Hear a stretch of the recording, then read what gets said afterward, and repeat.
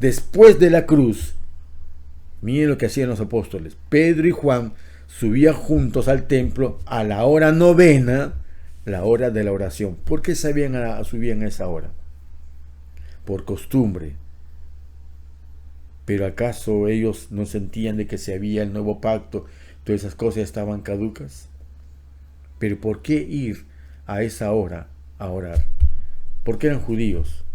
Y aquí viene un tema que ya tenemos que volver a tocar. ¿Es judaizante observar el Shabbat y las festividades que hay en el santuario? ¿Todo por qué? Porque ya al caducar y terminar los sacrificios estará caduco también las festividades y los horarios que se presentaban ahí tarde y mañana. La hora de la oración era el tiempo alrededor del sacrificio de la tarde, pero los apóstoles simplemente fueron a orar y reflexionar sobre los sufrimientos del Mesías y a orar por la gracia de vivir solo para Él. Si eres un seguidor del Mesías, piensa en detenerte 2 veces al día y dedicar un tiempo a pensar y valorar el inmenso sacrificio que nuestro Padre y Salvador está sufriendo en tiempo presente. Ya no degollamos al animal, está sangrando el sacerdote arriba. ¿Qué hacemos nosotros por solidaridad y por vínculo de gracia y poder para con nosotros? ¿Qué hacemos? Soportar la agonía de todos sus hijos y en todo el mundo. Yahshua nos pregunta hoy, ¿podrías velar conmigo 1 hora? ¿Eso no se lo dijo a los discípulos? ¿Acaso a nosotros no se nos pide? Pues nosotros pensamos que es una cosa muy pequeña, una nimiedad, obviar los horarios o los días de celebración en la cual había sacrificio en el santuario, que era un reflejo de lo que hay en el santuario celestial. No es por gusto, no es antojadizo. Has fenecido, ha acabado los sacrificios de animales, pero el sacrificio real está arriba, constante. La sangre que ofrece el Mesías es la sangre constante que vierte Él ante el Padre por el sufrimiento de lo que siente por la raza humana.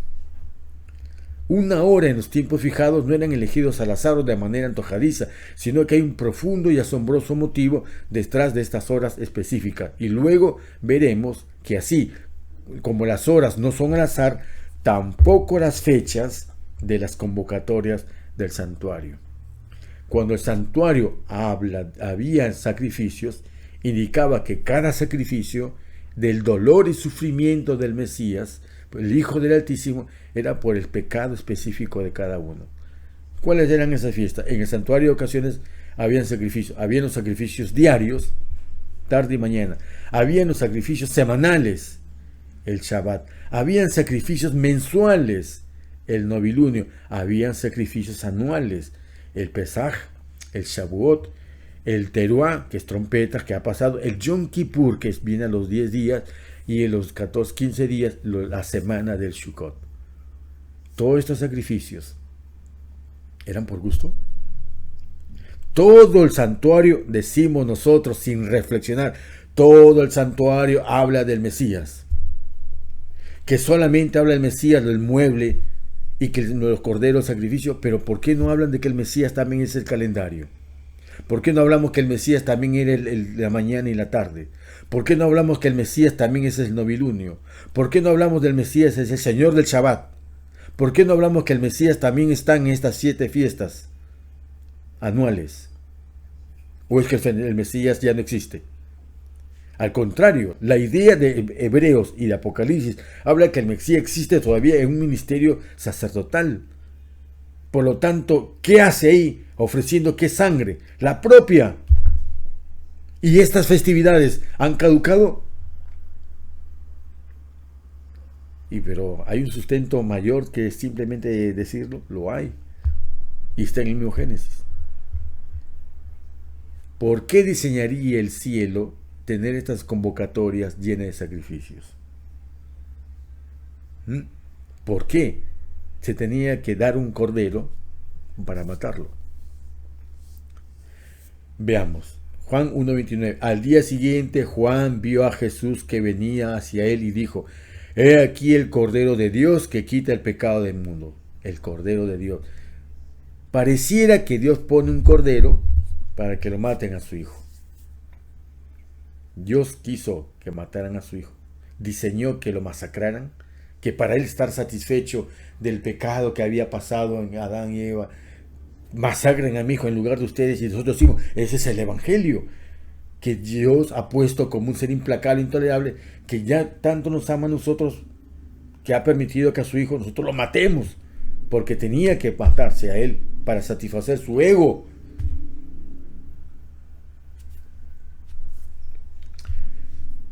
Si el Mesías es el Cordero de Yahweh que se fue sacrificado, entonces la inferencia lógica que muchas personas sacan es que Yahweh quería que mataran a su hijo para pagar nuestros pecados. Y muchos van a decir sí. Casi toda la religión cristiana, y la judía ni de qué hablar, piensan de que Dios pone a Cristo, a su hijo, para que nosotros lo asesinamos porque era requisito para perdonarnos. No es un requisito. Y vamos a verlo. Dentro de este paradigma equivocado, la humanidad no está asesinando entonces al Hijo de Yahweh, sino que está cumpliendo el deseo del Padre. Los romanos y los judíos que dijeron crucifíquenle, si Dios quería que lo maten a su hijo, ¿estaban en pecado o estaban haciendo la voluntad de Dios? Según la mentalidad de la iglesia legalista, es de que Dios, al querer que maten a su hijo, todos los que colaboraron en matarle estaban cumpliendo su voluntad. Por lo tanto, eran obedientes y no traidores. Si le agradó a Yahweh herir a su hijo en la cruz como sacrificio, entonces la impresión que muchos reciben es que él necesitaba del Padre este sacrificio para satisfacer su ira contra el pecado. O sea, en vez de golpear al hombre, desvía su puño y lo mira a su hijo y le mete un golpe y lo hace sangrar, le rompe todo el alma, porque tiene cólera, es la ira de Dios. Este razonamiento es que la justicia de Yahweh, entiéndase el ego de Yahweh, necesitaba ser satisfecha. Para mostrar cuán malos son nuestros pecados, Yahshua tuvo que tomar nuestro lugar en la muerte para satisfacer el ego ofendido del Padre. Qué mal hemos entendido el Evangelio. Por eso no viene la lluvia tardía, porque seguimos predicando esta sutileza que fue sembrada en el Edén y que fue sembrada también en los ángeles que al final, al creerle a Satanás, se perdieron para siempre. Esta idea de la cruz tuerce las cosas por completo. Presenta a Yahweh como el que exige la muerte y que nos oculta la verdad sobre nuestra naturaleza. Y si Yahweh requirió la muerte de su Hijo a causa de nuestros pecados, entonces nuestro odio natural hacia Él queda eclipsado. En primer lugar, podemos razonar que fueron simplemente esos judíos y romanos quienes lo mataron. Pero en segundo lugar, se podría decir que simplemente ellos estaban haciendo lo que Yahweh deseaba para que se complementara el sacrificio, lo que hemos comentado, ¿no? Si es así, como es entendida la voluntad de Yahweh, que asesinaron a su hijo, entonces todo acto que lleve a cumplir, eso sería la voluntad de Yahweh. Como cuando decimos a alguien que esté enfermo o pobre, o en alguna desgracia, de inmediato oímos decir, es la voluntad de Dios, confórmate con eso. ¿No has escuchado eso? ¿Estás enfermo? Hermano, acepta, esa es tu cruz. Dios te ha puesto esa enfermedad para que tú sigas. Si estás pobre, no te quejes contra la voluntad de Dios. Es la voluntad de Dios que estés en desgracia, que tengas esta prueba. Acéptalo. Eso es romanismo, porque el romanismo tiene y predica un Dios torcido. Dios no quiere, Yahweh no quiere que el hombre sea pobre, ni enfermo, ni que esté en desgracia. El hombre está pobre, enfermo y desgracia por la suma y resta de al final de la ecuación que ha hecho en su vida, de la herencia y de los actos presentes. Él no tiene nada que ver en esto. Al contrario, él está, como decirte, acepta tu realidad y yo estoy para ayudarte. Pero el romanismo y muchos cristianos dicen y repiten que es la voluntad de Dios la enfermedad de las personas. Al contrario, Dios quiere la vida de las personas, la salud de las personas. Pero ¿por qué cuando oran no se sanan? Porque quieren una salud mágica. Tronar los dedos, dar 2 palmadas, ya, sanado, sin corregir las causas de su enfermedad o de su desgracia. Volvamos otra vez al tema. Pero ¿Yahweh requirió realmente estos sacrificios? ¿Su justicia exige la muerte del Mesías? ¿La muerte de un cordero? Miren lo que dice el Salmo 46. El sacrificio y la ofrenda no te agradan.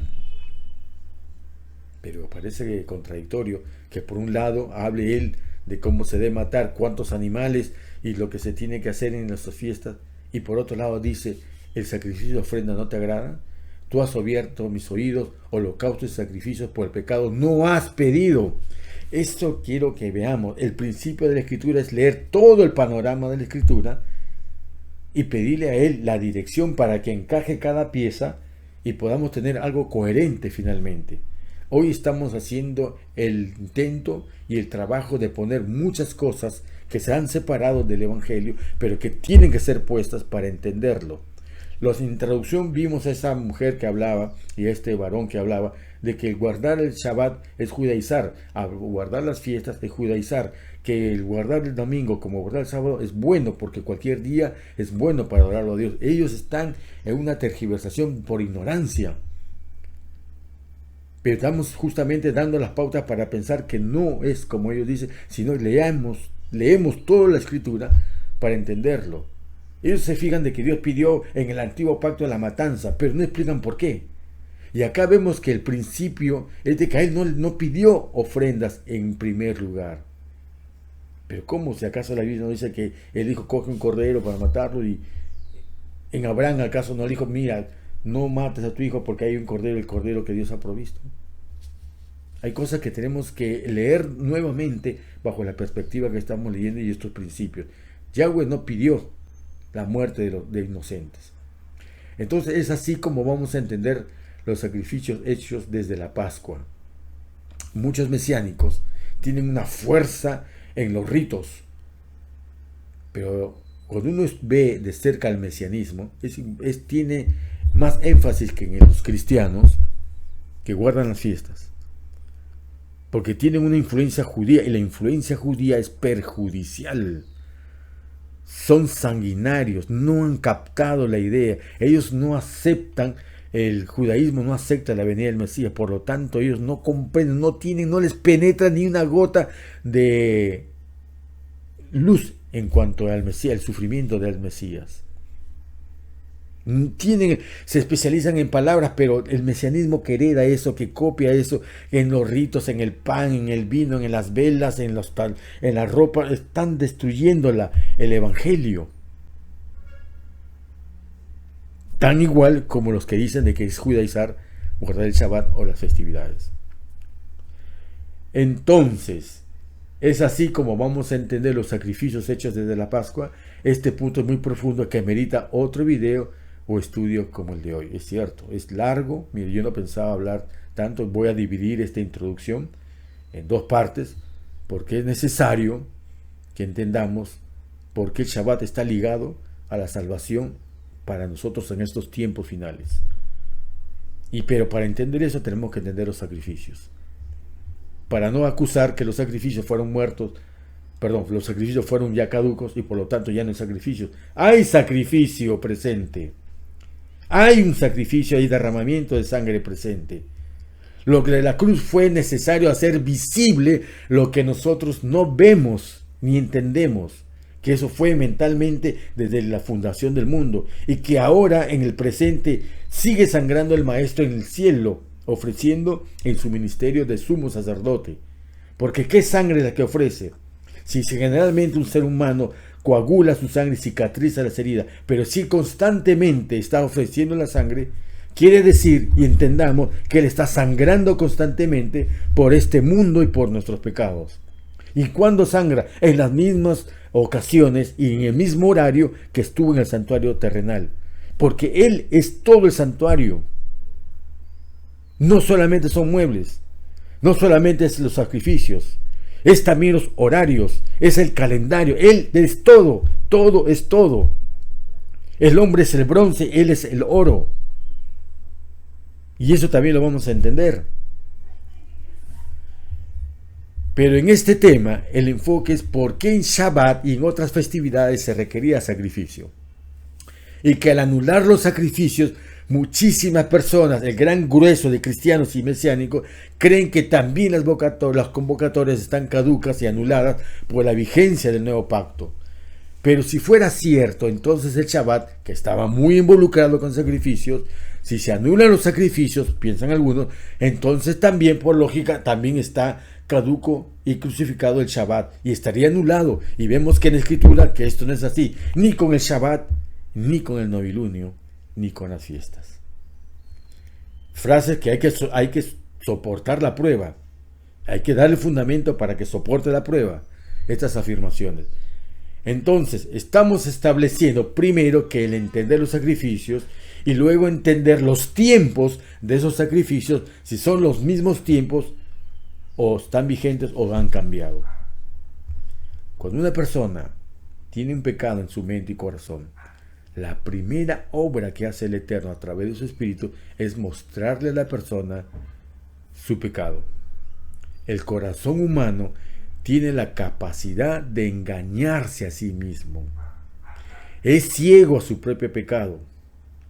Cuando estamos fuera de la voluntad de Yahweh, Él ordenará en nuestra vida una serie de acontecimientos y cosas que deseamos de tal manera para que crezca y se manifieste y podamos comenzar a ver por qué son pecaminosas. Él nunca va a hacer bajar un ángel del cielo para impedir que tú no entres a consumar un pecado, ni a un robo, ni a un adulterio, ni a un otro pecado.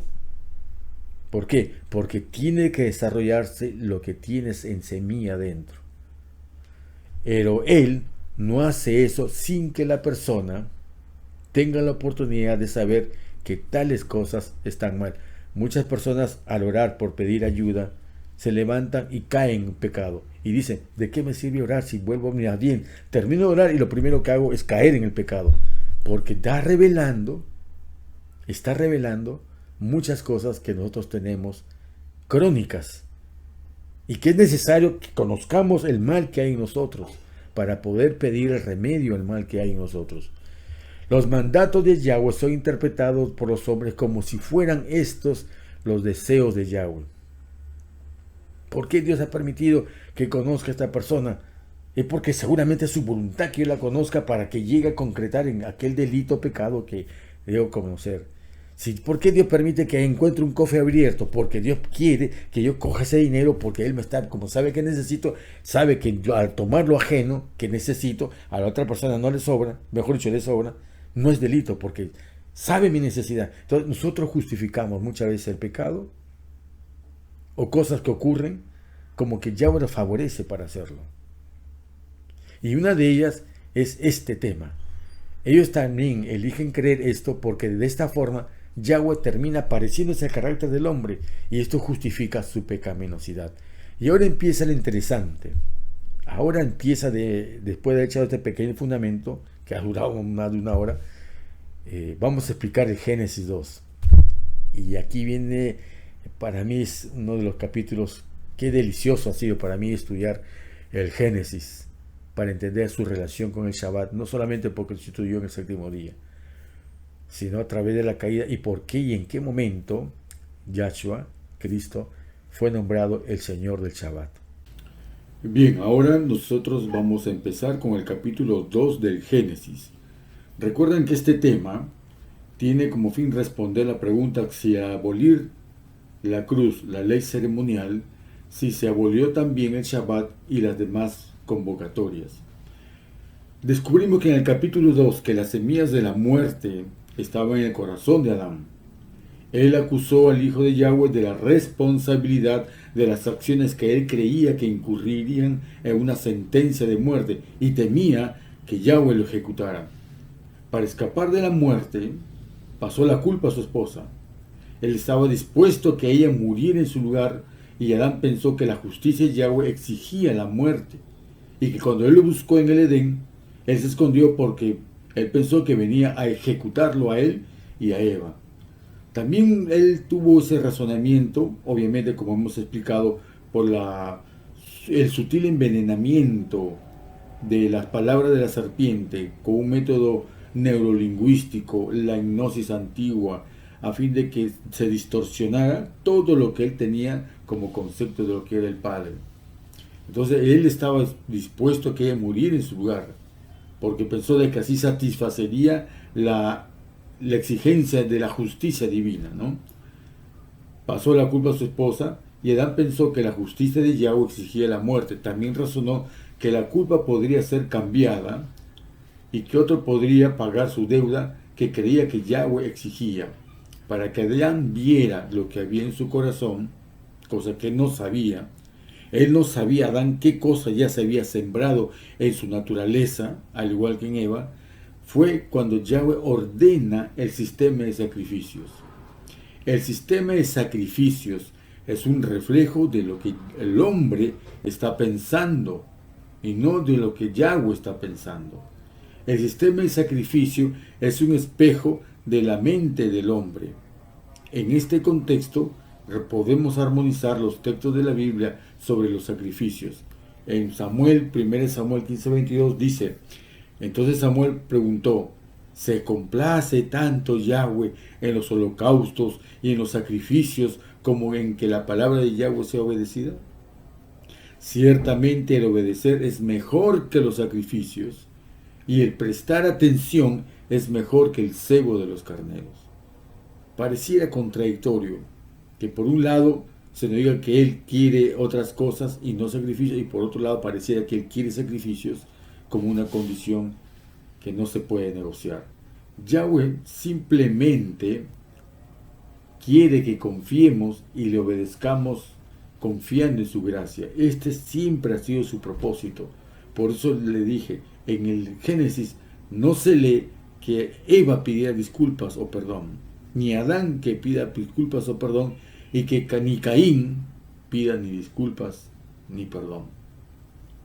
Al contrario, ellos siguen una consecuencia natural de lo que hay en su corazón, de que Yahweh los va a matar. No deseaba el Eterno dar sacrificios a los hombres, pero tenía que mandar lo que estaba en el corazón del hombre para mostrarle su pecaminosidad. Esa semilla pequeña que se tiene tenía que salir, brotar, para que se diera cuenta que todo pecado, por pequeño que sea, tiene la semilla del odio y muerte al Creador. Y eso es lo que nosotros tenemos que entender. No hay pecado pequeño. Es un veneno tan minúsculo que desarrollado llevará inevitablemente a querer sacar a Dios del trono y matarlo, como sí lo lograron hacer cuando su hijo vino en forma vulnerable humana. Pero ¿por qué Yahweh le dio todas estas instrucciones entonces detalladas a Moisés sobre el sistema de sacrificios? Leamos lo que dice Jeremías 7, de 22 al 26. Porque el día que los saqué de la tierra de Egipto, tiempo de Pesaj, tiempo de Pascua, no hablé con vuestros padres ni les mandé acerca de holocaustos y sacrificios. La intención del Padre era salvarlos sin necesidad de que hubiera muerte. Más bien les mandé diciendo: escuchad mi voz y yo seré vuestro Dios y vosotros seréis mi pueblo. Andad en todo camino que os he mandado para que os vaya bien. Pero ¿qué hizo el pueblo? Pero no escucharon ni inclinaron su oído, sino que caminaron ¿en qué? En la dureza de su propio malvado corazón, según sus propios planes. Caminaron hacia atrás y no hacia adelante. Desde el día en que vuestros padres salieron de la tierra de Egipto hasta este día, os envié a todos mis siervos, los profetas, persistentemente, día tras día. Pero no me escucharon, ni inclinaron su oído, más bien endurecieron su cerviz y actuaron peor que sus padres. Los sacrificios fueron dados por la dureza del corazón del hombre en comprender que el amor del Padre y de su Hijo no piden muerte, sino que su dádiva de ellos es vida. ¿Recuerdan por qué se dieron la ley de divorcio? Recuerden por qué se han dado la ley de apedreamiento. Se recuerden todo lo que había que ver con la circuncisión. Vamos a ir entendiendo que son puntos que le exigían no el amor de Dios, sino la dureza del corazón del hombre. Los sacrificios fueron dados, vuelvo a repetir, por la dureza del hombre, en comprender que el amor del Padre y su Hijo no piden la muerte, sino la dádiva de ellos es vida. En la ley ceremonial, ojo, en la ley ceremonial, que es un conjunto de mandamientos y ordenanzas, fue hecho por manos de un hombre y Yahweh escribió sobre ello. ¿Recuerdan ustedes que en el arca, la tabla de la ley dada en el Sinaí fue puesta dentro del arca y los escritos del libro de Moisés fueron el testimonio fue puesto del caso de Moisés, fue puesto a un costado, separando el oro del bronce? El bronce es una mezcla de dos metales, el estaño y el cobre. El oro es puro, puro. Así que en el santuario vemos que en el primer compartimiento, en el patio, estaba el bronce por todos lados. Pero dentro del santuario no estaba el bronce, sino el oro. En el cielo ya no hay esa mezcla de bronce, que este es el bronce, la dureza del corazón que exigía la muerte de un animal, la muerte de un sustituto, la muerte de un inocente. Representa la combinación de la obra de Yahweh y la obra del hombre. La gente había rechazado la generosa oferta de Yahweh de darles todo gratuitamente. No era necesario matar para ser reconciliados nuevamente con el Padre. Entonces, ¿cómo es eso que la paga del pecado es muerte? Que hemos entendido y que hemos repetido sin entender eso. Vamos a verlo más adelante. La gente había rechazado la generosa oferta de darles todo gratuitamente. Querían hacerlo para demostrar su piedad y bondad. Por lo tanto, Yahweh les ordenó las cosas que estaban en sus corazones para hacer que abundara el pecado. Ellos, en vez de frenarse al ver cómo mataban a tantos inocentes animales, ellos más bien se fueron como un sadismo, que cuanto más muerte creían de que Dios más satisfecho estaba y más complacido de ellos. Esa tendencia que se ve en todas las culturas del mundo es lo que quiso el Padre que se evidenciara en el pueblo de Israel, y que hasta ahora están con el afán de reconstruir el templo para volver a matar animales. O sea, no han comprendido el propósito del Evangelio. Y por eso digo que muchos mesiánicos que ven a los judíos como un ejemplo en todo y hasta en el calendario que está alterado de parte de ellos, creen de que están haciendo bien cuando la dureza de su corazón es lo que predomina en la mayor parte de sus ritos. Por lo tanto, Yahweh les ordenó las cosas que estaban en sus corazones para hacer que abundara el pecado. Sus corazones estaban llenos de sacrificios y ofrendas. ¿No es esto lo que hicieron alrededor del becerro de oro? De inmediato tuvieron que hacer fiesta, vino, alcohol, porque eso hay en el corazón de ellos. Y cuando vemos un culto tan majestuoso y solemne, y como es en el romanismo, o tan pintoresco como esos los mesiánicos que copian el judaísmo, es lo que hay en el corazón de ellos, esa manifestación, pero no es el pedido de Dios. Y eso es lo que nosotros tenemos que entender. Y que la gente por eso cree de que al anularse la ley ceremonial se ha anulado también el Shabbat y las demás festividades. Y aquellos que creen que sí sigue vigente, lamentablemente vuelven a tener el bronce como parte de sus cultos y no el oro puro de lo que dice en el santuario, de lo que nos enseña en el santuario. Entonces Yahweh les dio mandamientos para mostrarles el alcance de su mente carnal. Los judíos, cuando reciben su sábado, prenden velas, cocinan un pan, beben vino y un montón de cosas más. ¿Alguna parte de la Biblia dice eso? Porque no entienden en qué consiste el Shabbat. Creen que es el día que hay que guardar. Una cosa es decir el día y otra cosa es que en el día hay algo que guardar. Sigo leyendo y nos vamos a ir dando cuenta en el final de esta serie de estos videos.